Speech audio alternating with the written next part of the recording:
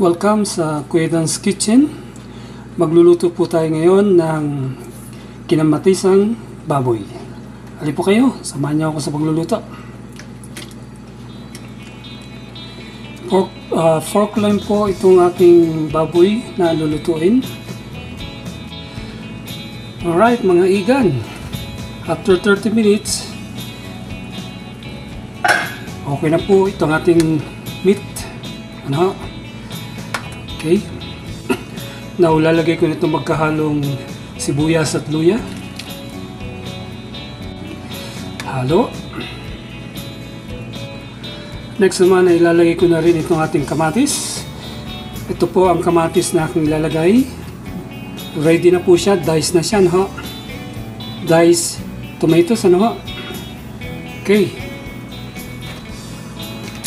Napakukulin ko po ng husto yan para yung katas ng kamatis ay talaga pong kumalat, ano? And by the way mga igan, konting insights lamang po, no? Pag sinabi po natin kinamatisan ay talaga pong kamatis talaga yung pinaka soup base niya. Alright, so yan po yung soup base niya, kamatis. At hindi po natin pwede lagyan ng sinigang mix. Kasi pag nilagyan natin ng sinigang mix, ang tawag po dyan ay sinigang na may kamatis.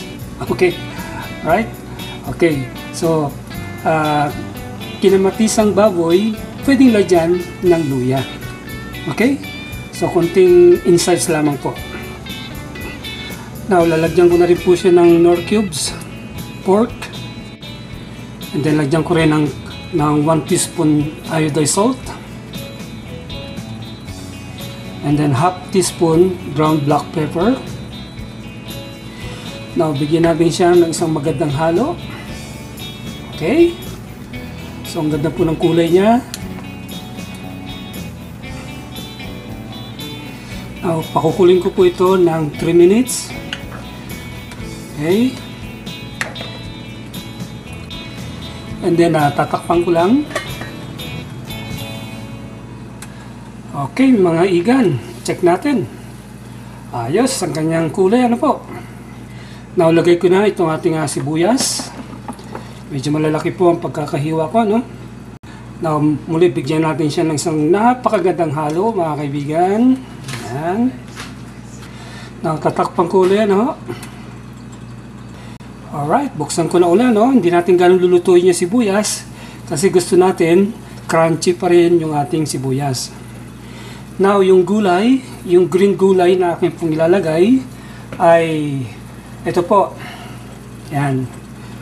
So, ang tawag po dito yan ay bok choy junior. Ano po? Bok choy junior. Pero ang tawag ko dyan is mini pechay. Alright? Okay, yan po ilalagay kong gulay. Wow! Sarap nito, mga igan! Lulubog ko po ng konti, no? Yan. And then, tatakpan ko po siya. Isisimmer ko na lang siya ng 1 minutes po. Takpan. Alright, mga igan. Check po natin.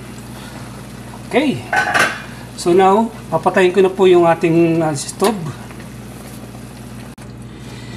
And now, finally, okay na po itong ating kinamatisang baboy. So makita po ninyo yung kagandahan ng kanyang kulay. Ano po?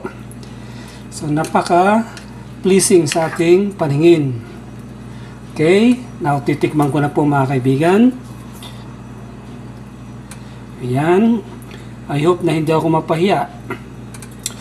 Ay grabe. Sobra mga kaibigan. Promise po, walang halong biro. Ang sarap-sarap po. So dahil po dyan, bigyan natin po siya ng isang thumbs up po. Okay po siya, approve. Okay? So na mga kaibigan, isa na naman pong makabuluhang pagluluto. Masustansyang pagluluto ang ating ginawa ngayon. At maraming salamat po sa inyong pagsama sa akin, sa inyong panunood, sa inyong pong pag-follow, pagsuporta sa akin. Hanggang sa muli po mga kaibigan, ingat po kayo dyan and God bless po.